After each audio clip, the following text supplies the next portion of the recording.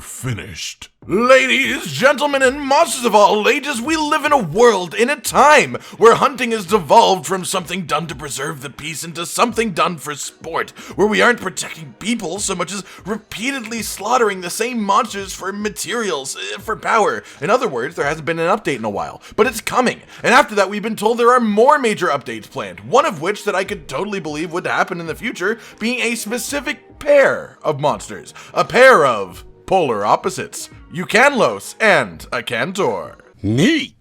But whether they come as DLC later in Iceborne or way later on in a future game entirely, you can bet your bottom dollar that these two will eventually work their way back into the fold one way or another. So in the case that instead of coming together we get one first, it begs the question, if we were to break it down into, say, 5 categories, which of these two monsters is better? Clearly I am the better monster! Will you be quiet? Clearly that question was rhetorical. Ecology. As would be expected between monsters labeled the Black God and the White God respectively, these monsters have been designed very purposefully around each other in opposite ways. Where Akantor is extremely nomadic, not really stopping anywhere for long, whilst always searching for his next kill, honestly, he's the murder hobo of Monster Hunter monsters. Oh boy, here I go killing again. Between being nomadic, highly aggressive, and predatory, attacking any living creature they see, he wants to fight and progress through his life like it's a fighting game, one encounter to the next. In contrast, while Ukanlos will also attack anything they see, and have been involved in the destruction of a village from time to time, tend to be very stationary and more territorial rather than nomadic, most often living in freezing areas, preferring to scare away approaching monsters and live alone, where he will hibernate during the colder months, bless his cold little heart. So while he will destroy anything that dares come close to him, he doesn't seek out fights by any means, and his large amounts of blubber are essentially nutrient storage, so he rarely actually has to eat, though a main part of his diet is in fact, unsurprisingly, the ice itself. Why did you think his chin was a shovel? Follow me. Well, yeah, sure, he uses it as a weapon, but that was never its original purpose, its biological function. No, it allows him to dig very, very effectively. It is a large part of his ability to essentially swim through solid ice, which, by the way, while he is doing, he can open his mouth to have his shovel chin shovel ice directly into his mouth, because, of course, he eats tons of ice and frozen dirt to absorb the nutrients and minerals from them. That's just how he does it. Akantor, however, is pretty much a carnivore's carnivore, eating what he kills, whatever he kills, and he kills a lot. And what's more, he is angry pretty much all the time. He isn't just seen being aggressive around humanoids or around monsters, no, he's seen destroying whatever bothers him, literally. And Akantor accidentally hits his head on a doorframe, bam, that doorframe is gone, doesn't exist anymore. Akantor takes no shit. In fact, in some Monster Hunter villages, his name has come to literally mean disaster. His existence and his way of life has caused some societies to literally use his name instead of the word disaster. Can I make this any clearer? Or maybe they just like do it as a pun, I don't know. Who am I to say for sure? But what I will say is that while I personally prefer the personality of Ukanlos, in trying to stay unbiased for the most part, I think the ecology section definitely goes to Akantor, for just being such a uniquely relentless force that he has a constant effect on the lives of the people in the Monster Hunter universe. Hey! Is that a threat? No, he is not challenging you to a fight. Funness.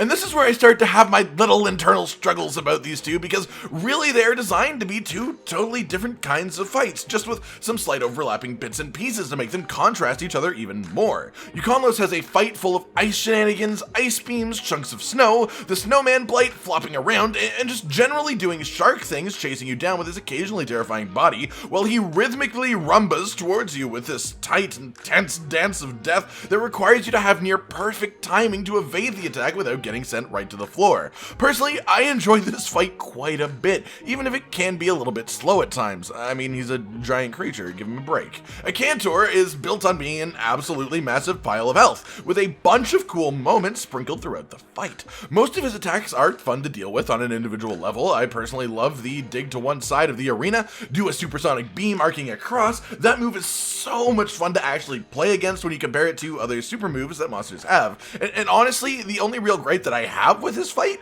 is that some of his attacks feel like they're just designed to hit absolutely anything in melee range of his entire body, regardless of what part you're standing in front of. That said, with all things considered, I definitely have to give this category, again, to Akantor. See, random creatures, I'm fun! Now come fight me! Now, Akantor, I thought you lived for the thrill of the hunt. Design.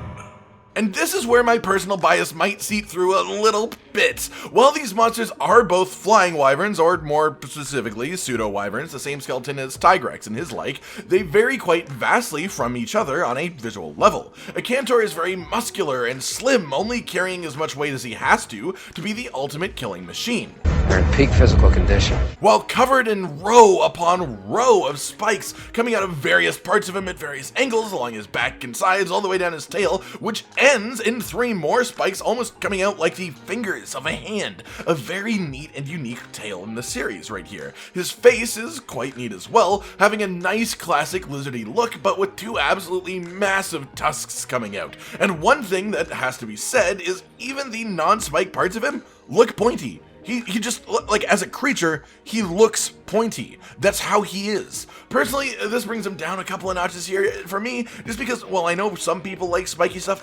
I'm bored of it. Spikes are out, man. Spikes are out.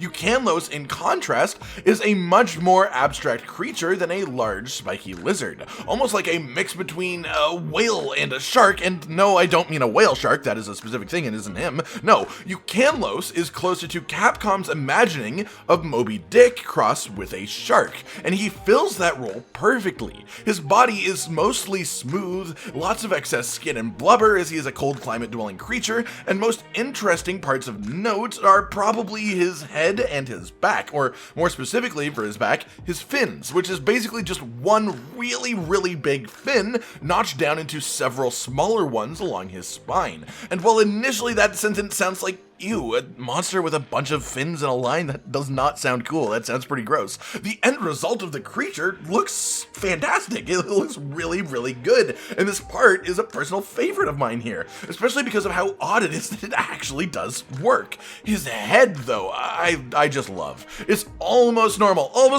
If you start from the top, pretty normal. Then there's his chin. His giant shovel-like chin that almost looks like a beard made of flesh and bone. It makes him look so imposing, yet almost derpy and friendly at the same time, and I'm a sucker for that derpy boy energy. I know who I am. And yeah, if you haven't guessed it yet, this category does go straight to Ukanlos. Of course it did. I never doubted that it would. I doubted it the entire time, and I still do. Theme music.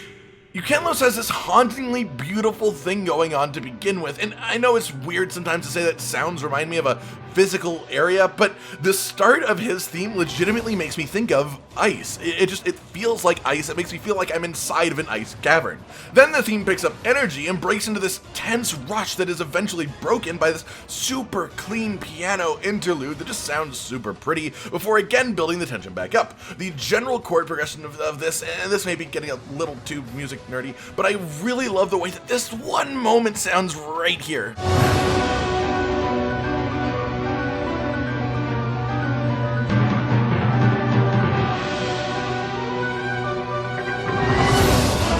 This little bit is used a few times throughout his theme, but I love the way that it sounds, especially in the arenas that you fight him in. It just totally adds to the feel of what you are doing. It feels mysterious, it feels dangerous, it feels tense, and in a way it almost sounds slippery, if you know what I mean. It makes me feel like I'm slipping around on ice while I listen to it. It's awesome. I love this track. Akantor's theme from the very first moment tells you just about everything you could need to know about Akantor as a monster.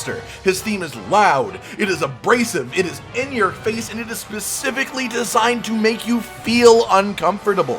The specific instruments used, the fact that some of them are off time with each other, or ever so slightly out of tune, completely on purpose. It really gives the feel of Akantor and what Akantor is, of just an anger-driven beast looking to destroy whatever lays in its way. Constant drums and just slowly but ever-increasing intensity throughout the entire track.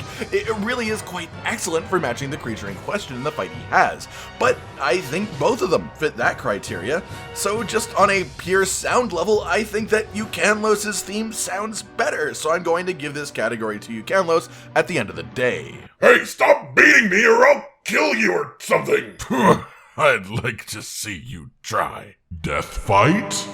Well, talk about an uphill battle both ways, huh? First off, let's get the obvious out of the way. A fight between these two would absolutely level the area that they are in. Nothing nearby could possibly survive a full-on fight to the death between these two at their prime. That said, as much as they have a similar power level as monsters to each other, both being considered on equal level with some low-tier elder dragons, one of them is built for surviving and for protecting territory and just being cool, literally, while the other is built for aggressively hunting down creatures of all kinds. And unfortunately for one of them, the other has significant advantages just due to their basic biology that pretty much seal the deal at the end of the day. I always liked biology. Realistically, we have to immediately look at the simple way they are built and how they fight. Ukanlos has a lot of physical attacks, including ones where he full-on jumps on top of his enemy, and a bit of snowball action and some ice beams. He also does not have anything in particular that would deter another creature from attacking him. Also, he is weak to fire. Akantor, on the other hand, mainly just fights from the ground, sometimes even traveling underground to gain distance from his foe. His roars cause damage, though there is no telling what effect this would actually have on a creature of equal size, especially Ukanlos, who has a lot of shock absorption. And, well, he's covered head to toe in spiky bits that would cause Ukanlos a lot of issues and pain, just in terms of Ukanlos' own attacks. It is worth noting that Akantor isn't particularly weak to ice, so he also has a heavy element advantage here, assuming the fight took place on somewhat neutral ground where Akantor could do his normal shenanigans, which is before even considering the fact that he has a deadly acid in his mouth that applies defense down. So even the thickest, most protected parts of Ukanlos, in theory, could be penetrated quite easily by Akantor's tusk with just a couple of repeated attacks. Unfortunately, when it comes to combat between these two, I just think Akantor has a clear edge, superior from the very beginning at this one specific function, and as much as in the end the fight would probably look close, I don't think Ukanlos ever hugely stood much of a chance given their unique adaptations in relation to each other. Akantor wins. Take that, smooth boy! Did you just call me smooth boy? So that leads us to our conclusion then. If we are going straight off of who won more categories, if you've been keeping track, you'll know that Akantor won 3 and Ukanlos won 2, making Akantor the winner as far as our official ranking here goes. That said, in my heart of hearts, my personal, very biased opinion is that Ukanlos is fucking sick. Alright everyone, I've been Con Dinosaur, and this has been Ukanlos versus Akantor, a metaphysical fight between them presented for your eyes and ears, where as far as I'm concerned, both monsters are definitely winners. Do you agree where I landed in each individual category? Which monsters do you think I should put against each other next? Like if you liked the video, subscribe and hit the notification bell for more, and most importantly, ladies and gentlemen, until next time, stay sweet. This is the brand new outro to tell you all the things that you do that we love, so let's start with something simple and say, oh, we love your eyes. When they're watching us play video games, when we make a bunch of jokes that are kinda lame, or when they gaze upon our failures as we try to kill the monsters or important news about the kingdom Animalia. Rage, Con, and Hollow are all here, talking about the things you want to hear, so if you want to be the first to hear, like and subscribe and the bell and we'll cheer. Some of you are patrons even though we are all the noobs and you're the pros. There's nothing we can do to thank you. No, really, there's nothing we could possibly do. Goodbye.